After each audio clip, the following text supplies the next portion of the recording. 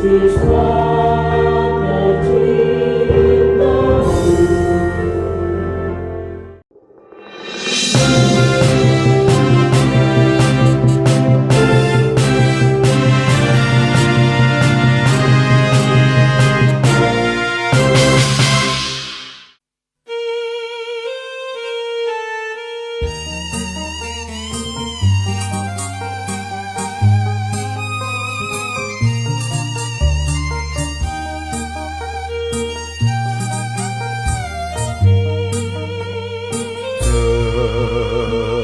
Terlindung hijau pepohonan, dindingku gunung tinggi menjulang,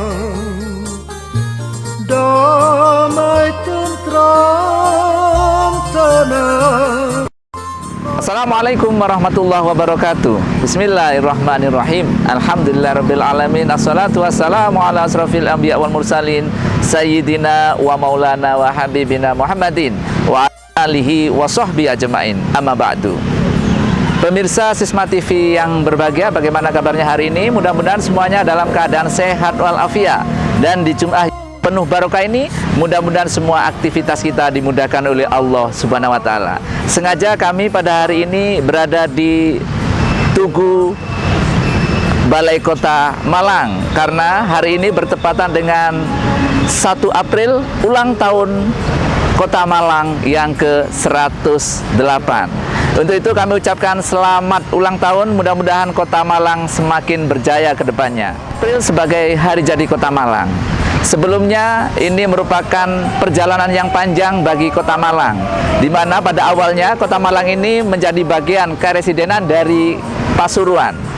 Namun setelah itu berjalannya waktu, akhirnya Kota Malang menjadi pusat keresidenan, bahkan Pasuruan menjadi bawahan atau wilayah keresidenan Kota Malang.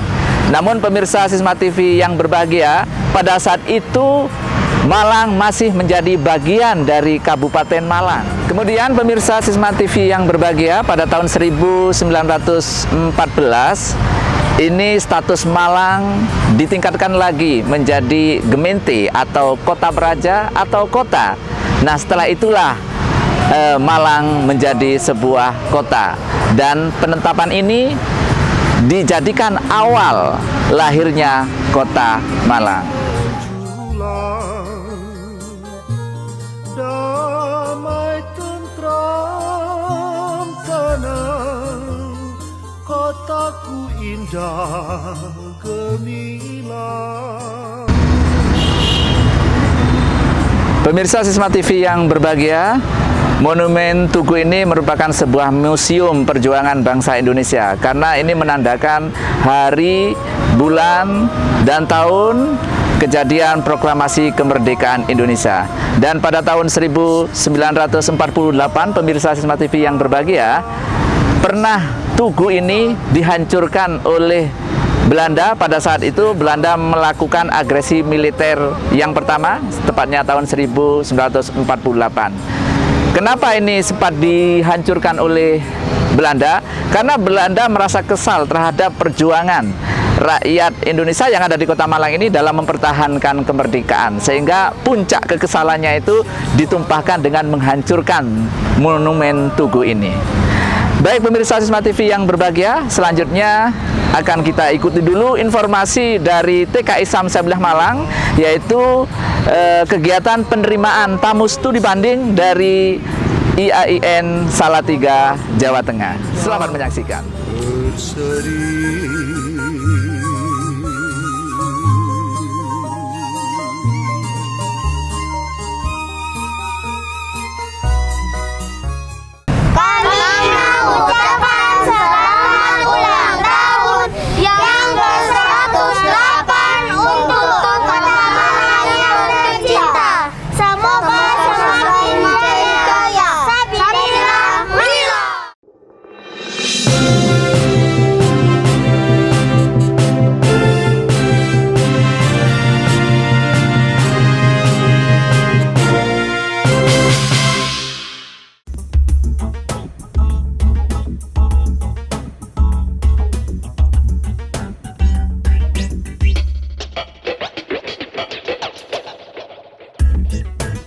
TK Islam Sabilillah Malang kembali menerima tamu studi banding untuk menyaksikan langsung pembelajaran sentra yang telah dikembangkannya selama ini.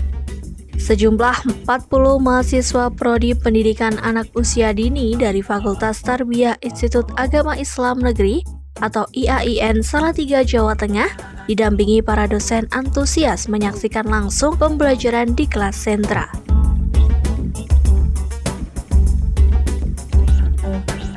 Setelah mereka berkeliling menyaksikan proses pembelajaran, kemudian mendapatkan materi tentang pengelolaan manajemen sekolah yang disampaikan langsung oleh Ibu Nurul Khotimah SPDI selaku Kepala Sekolah TK Islam Sabilillah Malang.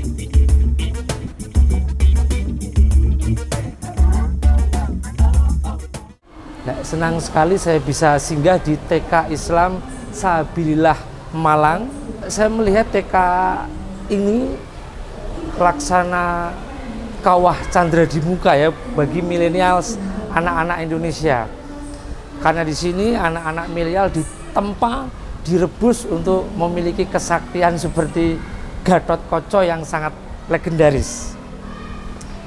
Selain itu, saya juga melihat bahwa TK Islam Sabilillah ini adalah semacam tempat ya mengumpulkan modalitas ya, antara lain religi, pendidikan, ekonomi,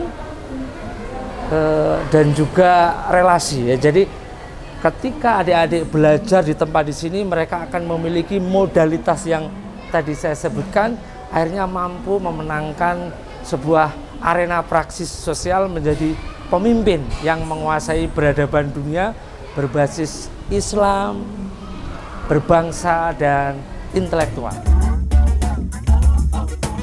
Memang salah satu bentuk kegiatan mahasiswa Fakultas Tarbiyah IAIN Salatiga adalah menyaksikan dan belajar langsung bagaimana proses pembelajaran di kelas secara langsung.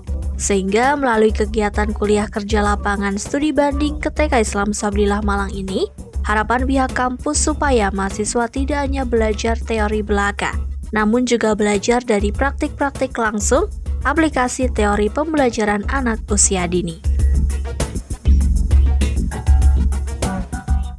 Jadi kesan saya di sini tuh TK-nya sangat benar-benar wow banget karena dari sistem pengelolaan, sistem pembelajaran dan apa yang disampaikan dari guru-gurunya kepada murid-muridnya itu sangat benar-benar bisa diambil gitu loh. Jadi anak-anak pun juga merasa senang di sini seperti itu.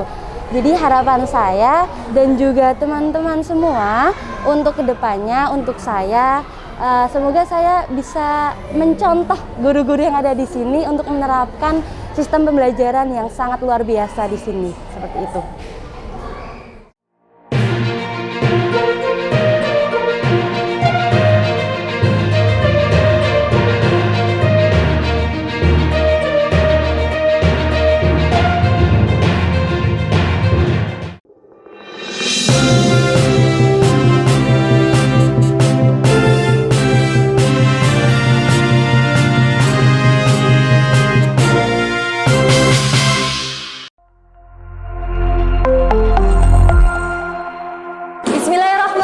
Assalamualaikum warahmatullahi wabarakatuh. Waalaikumsalam warahmatullahi wabarakatuh. Qabla nabda dirasatana, hayya naqra ad-du'a qabla ta'lim awalan. Hayya irfa'na aydiyakum. A'udzu billahi minasy syaithanir rajim. Bismillahirrahmanirrahim. Nawaitu ta'alluma wat ta'lima wat tadakkura wat tadhkira wan naf'a wal intifa'a wal wahid isnin salasa.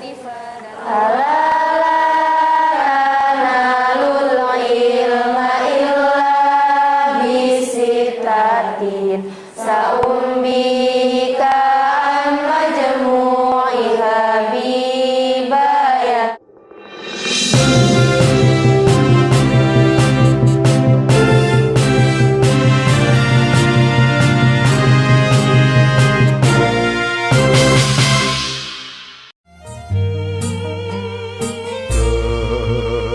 Terlindung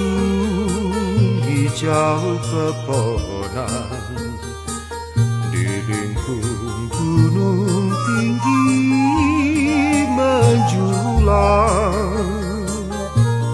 damai tentram.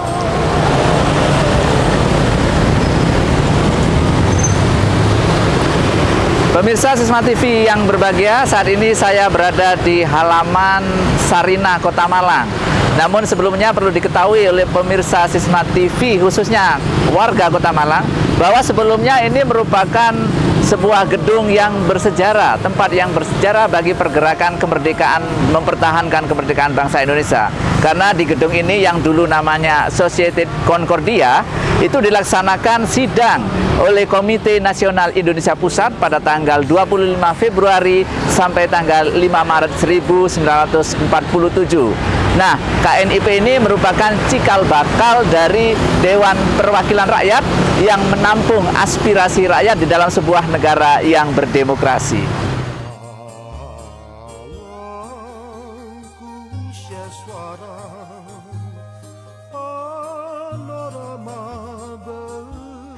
Baik pemirsa Sisma TV yang berbahagia, informasi berikutnya akan kami hadirkan tentang kegiatan dari Lembaga Pendidikan Islam Sabilah Malang, yaitu penandatanganan MOU antara Lembaga Pendidikan Islam Sabilah Malang dengan Fakultas Psikologi UIN Maulana Malik Ibrahim Malang, guna untuk semakin meningkatkan bagaimana peran serta konseling di Sekolah Islam Sabilillah Malang.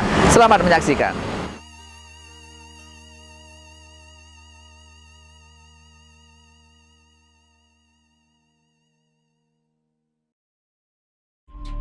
Kembali lagi, Lembaga Pendidikan Islam Sabilillah Malang melebarkan sayap kerjasamanya. Kali ini dengan menggandeng Fakultas Psikologi Universitas Islam Negeri Maulana Malik Ibrahim atau UIN Maliki Malang.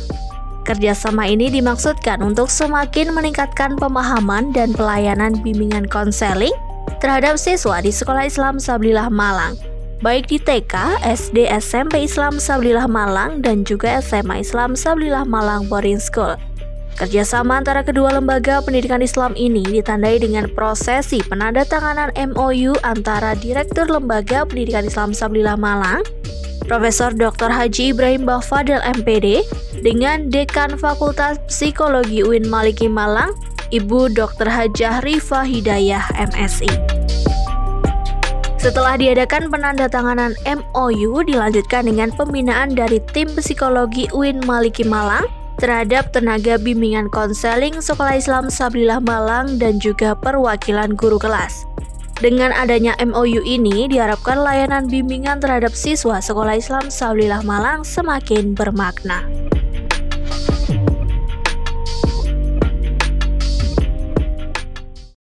UIN Maulana Malik Ibrahim Malang, kita mengadakan kegiatan perjanjian kerjasama antara Fakultas Psikologi UIN Maulana Malik Ibrahim dengan Lembaga Pendidikan Islam Sabilillah dalam rangka untuk layanan pendampingan dan pembinaan psikologi.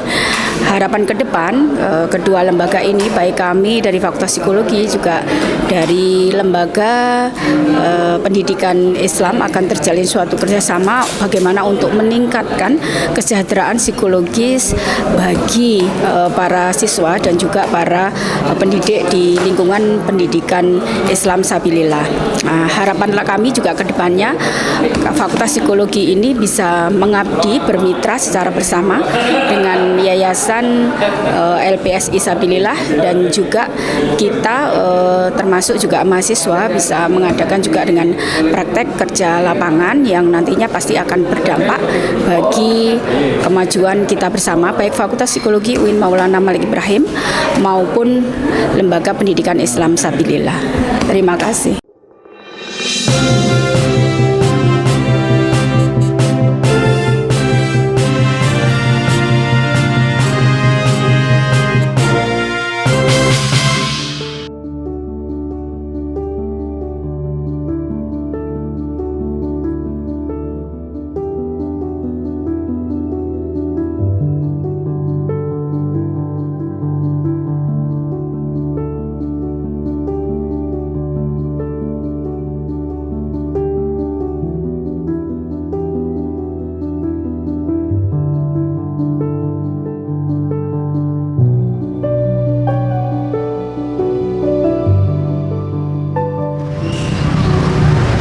Baik pemirsa Sisma TV yang berbahagia, saat ini saya berada di Masjid Jami' Kota Malang yang merupakan bangunan bersejarah juga, karena masjid ini dibangun pada tahun 1890 dan tahap pembangunannya ada 2 tahap, yaitu tahun 1890 kemudian dilanjutkan pada tanggal 15 Maret 1903 dan berakhir pada tanggal 13 September 1903. Masjid yang dibangun kira-kira di atas tanah seluas 3.000 meter persegi ini berada di tanah negara, sehingga keberadaannya merupakan masjid resmi milik pemerintah. Pemirsa Sisma TV yang berbahagia, pembangunan masjid ini yaitu pada masa Bupati Raden Bagus Muhammad Sarip, dan arsitekturnya menggabungkan antara arsitektur Jawa dan Arab. Pemirsa Sisma TV yang berbahagia, di Masjid Jami' Malang inilah salah satu pusat kegiatan beribadah umat Islam yang ada di Kota Malang. Dan pada saat bulan Ramadan nanti akan banyak kegiatan-kegiatan dalam rangka mendekatkan diri kepada Allah Subhanahu wa taala. Baik pemirsa Sisma TV yang berbahagia, beberapa hari lagi kita akan memasuki bulan suci Ramadan 1443 Hijriah. Maka dari itu mari sejenak kita bermuhasabah, sembari kita bersyukur kepada Allah Subhanahu wa taala karena kita disampaikan kepada bulan suci Ramadan ini, tentunya dengan mengikuti segmen Kalam Mutiara berikut ini. Selamat menyaksikan.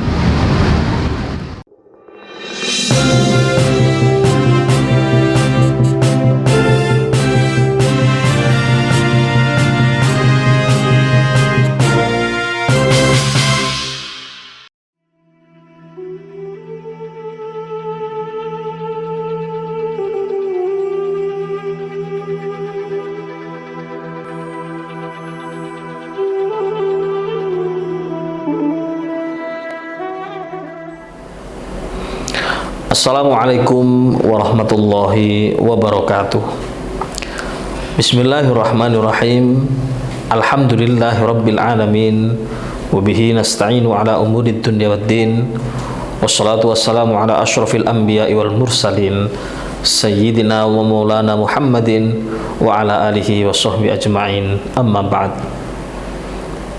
Para pemirsa Sisma TV dimanapun Anda berada, Alhamdulillahirabbil alamin, kita berjumpa kembali dalam tajuk Kalam Mutiara yang menghadirkan kajian-kajian keislaman. Dan pada saat ini atau pada waktu ini ada banyak sekali keistimewaan bulan Ramadan itu. Yang pertama yang harus kita ketahui adalah sebagaimana firman Allah Subhanahu wa taala, "Syahrul Ramadan alladzi unzila fihil Qur'an." Bulan Ramadan adalah bulan di mana pada bulan tersebut Allah Subhanahu wa taala menurunkan Al-Qur'an. Kita tahu bahwasanya Al-Qur'an adalah kalamullah dan menjadi mukjizat bagi Nabi kita Muhammad sallallahu alaihi wasallam yang masih terjaga dan akan terus terjaga hingga yaumil qiyamah. Al-Qur'an pada dasarnya bermula dari Lauhul Mahfuz, kemudian diturunkan sekaligus ke langit dunia, yaitu ke Baitul Izzah, dan waktu penurunannya itu adalah ketika bulan Ramadan. Kemudian setelah dari Baitul Izzah diturunkan secara berangsur-angsur kepada Rasulullah SAW selama 23 tahun, menyesuaikan situasi dan kondisi yang dihadapi oleh Rasulullah SAW. Dan ini adalah kemuliaan yang paling besar dari bulan Ramadan, yaitu bulan di mana pada bulan tersebut diturunkan Al-Quran dari Lauhul Mahfuz ke Baitul Izzah. Kemudian dari Baitul Izzah berangsur-angsur diturunkan kepada Rasulullah SAW selama 23 tahun. Kemuliaan bulan Ramadan yang berikutnya yang perlu untuk kita ketahui adalah pada bulan tersebut juga terdapat satu malam yang sangat mulia yang dinamakan dengan malam Lailatul Qadar. Malam yang dikatakan khairun min alfi syahr, lebih baik daripada 1000 bulan. Malam di mana pada saat malam itu apabila kita beribadah atau beramal soleh kepada Allah Subhanahu wa taala atau kita berbuat baik kepada sesama, maka nilainya adalah lebih baik daripada kita beramal selama 1000 bulan atau sekitar 83 tahun. Dan malam Lailatul Qadar ini diperdebatkan oleh para ulama kapankah turunnya, karena Rasulullah SAW sendiri tidak pernah secara jelas menentukan kapan turunnya Lailatul Qadar. Dan ini tentu membawa hikmah yang besar bagi kita, agar kita senantiasa bersiap-siap berbuat baik, memperbanyak amal soleh di semua malam-malam Ramadan, sehingga apabila malam Lailatul Qadar turun, pasti kita akan mendapatkan keberkahan dari malam Lailatul Qadar itu, karena setiap malam kita selalu menghadangnya dengan memperbanyak ibadah dan amal-amal soleh. Akan tetapi apabila ditentukan, maka mungkin saja kita sebagai manusia yang lemah, yang dhaif, yang lalai ini akan sembrono pada malam-malam sebelumnya dan hanya mengkhususkan untuk beribadah pada malam Lailatul Qadar. Maka kerahasiaan malam Lailatul Qadar itu membawa hikmah bagi kita, supaya kita senantiasa melakukan amal ibadah dengan baik dan maksimal di setiap malam di sepanjang bulan Ramadan. Para pemirsa Sesma TV yang dimuliakan oleh Allah Subhanahu wa taala, pada bulan Ramadan kita juga diistimewakan dengan satu ibadah sholat sunnah yang dinamakan dengan sholat sunnah tarawih, yang mana sholat ini hanya dikerjakan selama bulan Ramadan, dikerjakan secara berjamaah sebagaimana sunnah Khulafaur Rasyidin yang secara turun-temurun terus-menerus dilestarikan oleh para ulama-ulama kita hingga sekarang. Maka dari itu, marilah kita berniat untuk melaksanakan kesunahan tarawih ini sebagaimana dicontohkan oleh Nabi Muhammad SAW, dan kesunahan secara berjamaah, meniru kesunahan atau kebiasaan yang telah ditradisikan oleh para khulafaur rasyidin, para ulama-ulama dan para imam-imam kita, sehingga kita mendapatkan keberkahan yang banyak pada bulan Ramadan ini, khususnya pada saat melakukan tarawih, karena kita mengikuti jejak-jejak para guru-guru kita yang bersambung hingga khulafaur rasyidin dan Rasulullah SAW. As-Sayyid Muhammad bin Alawi Al-Maliki radhiyallahu anhu di dalam kitabnya Dzikrayat wa Munasabat, beliau mengingatkan dan memperingatkan kepada orang-orang yang lalai dari melaksanakan sholat tarawih secara berjamaah, dengan dalil bahwa berjamaah tidak dicontohkan oleh Rasulullah SAW sebanyak 20 rakaat. Karena sesungguhnya kesunahan atau jumlah 20 rakaat itu memang tidak secara eksplisit, tidak secara jelas dilakukan oleh Rasulullah, tapi merupakan kesunahan yang ditradisikan atau yang dimunculkan oleh para sahabat Nabi. Dan kita tahu bahwa para sahabat Nabi, khususnya para khulafaur rasyidin, adalah orang-orang yang sangat dekat dengan Rasulullah dan paling paham. Maka dari itu tidak ada alasan bagi kita untuk tidak menerima kesunahan atau tradisi baik yang telah dilakukan oleh para khulafaur rasyidin. Para pemirsa Sesma TV yang dimuliakan oleh Allah Subhanahu wa taala, marilah kita sambut bulan Ramadan ini dengan memperbanyak amal soleh. Khususnya kita banyak-banyak berzikir kepada Allah Subhanahu wa taala, membaca Al-Qur'an, paling tidak satu hari satu juz, sehingga dalam waktu 30 hari atau selama bulan Ramadan kita khatam satu kali. Kita laksanakan tarawih secara berjamaah, dan kemudian kita memperbanyak sedekah, yang mana kesemuanya itu akan diganjar berlipat-lipat ganda oleh Allah Subhanahu wa taala sebagai bentuk kemuliaan kepada bulan Ramadan ini. Dan yang paling penting sebagai kewajiban kita adalah melaksanakan puasa dengan maksimal. Kita harus merenungi sabda Rasulullah SAW, "Rubba shaimin laisa lahu min siyamihi illal ju' wal atas." Betapa banyaknya orang yang puasa itu tetapi tidak mendapatkan apa-apa dari puasanya itu kecuali hanyalah lapar dan dahaga. Pertanyaannya, mengapa? Rasulullah SAW bersabda demikian, bahwa ada banyak umat Islam yang melakukan puasa tapi tidak mendapatkan pahala, tidak mendapatkan kebaikan, yang didapat hanyalah rasa lapar dan dahaga. Para pemirsa Sesma TV yang dimuliakan oleh Allah Subhanahu wa taala, hal ini tidak lain dan tidak bukan karena selama menjalankan puasa mereka ini tidak menjaga adab atau tata krama.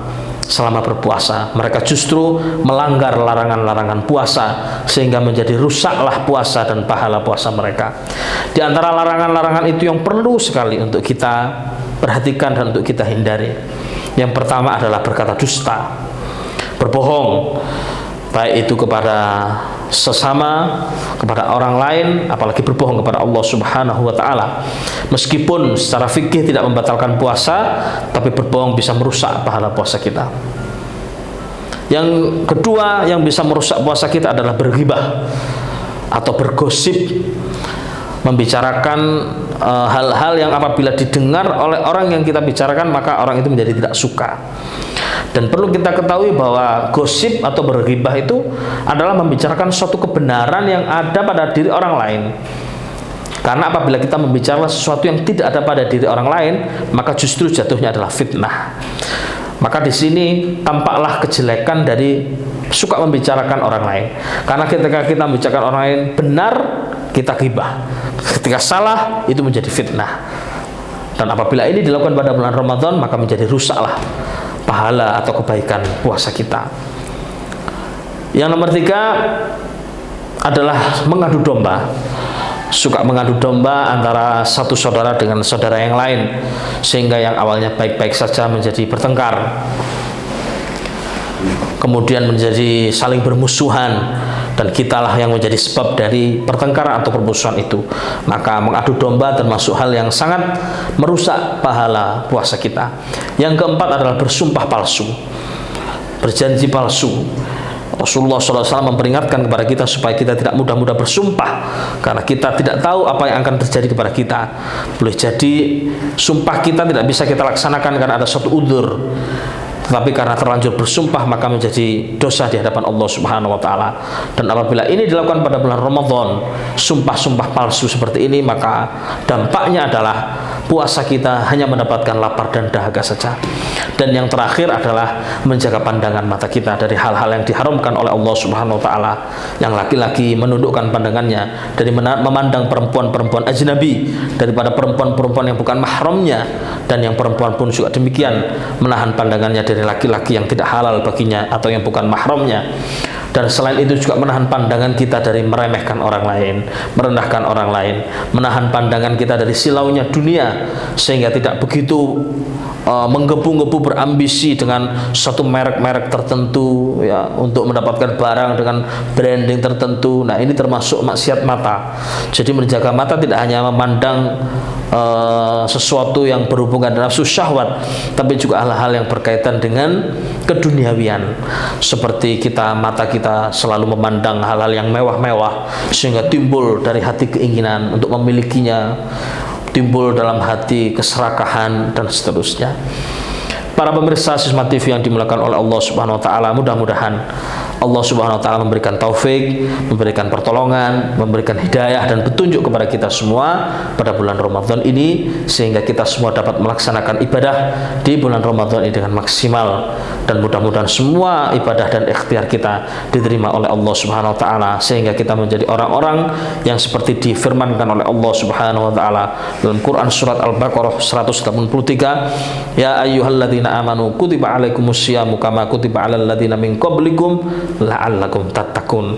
Kita menjadi orang-orang yang bertakwa dengan sebenar-benarnya di sisi Allah Subhanahu wa taala. Amin amin ya rabbal alamin. Terima kasih. Wassalamualaikum warahmatullahi wabarakatuh.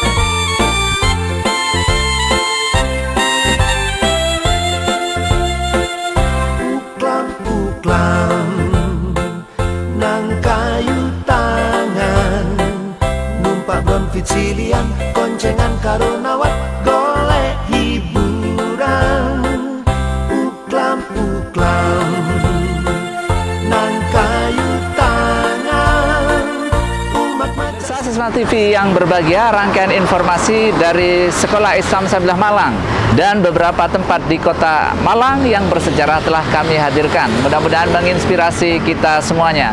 Saya Mas Latif beserta seluruh kerabat kerja tak lupa sekali lagi mengucapkan selamat ulang tahun yang ke-108 untuk Kota Malang. Semoga kedepannya Kota Malang semakin berjaya.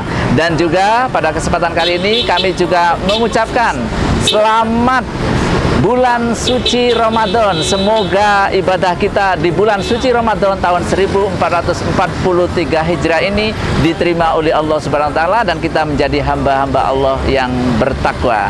Tapi jangan lupa tetap jaga kesehatan dengan mematuhi protokol kesehatan yang ada. Wallahu muwaffiq ila aqwamit thoriq. Assalamualaikum warahmatullahi wabarakatuh.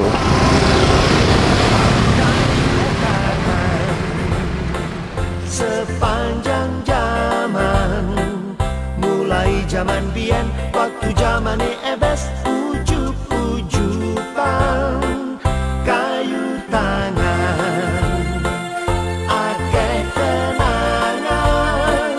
Ayo podo dijogo sejarah kayu tangan, ojo nganti ilang.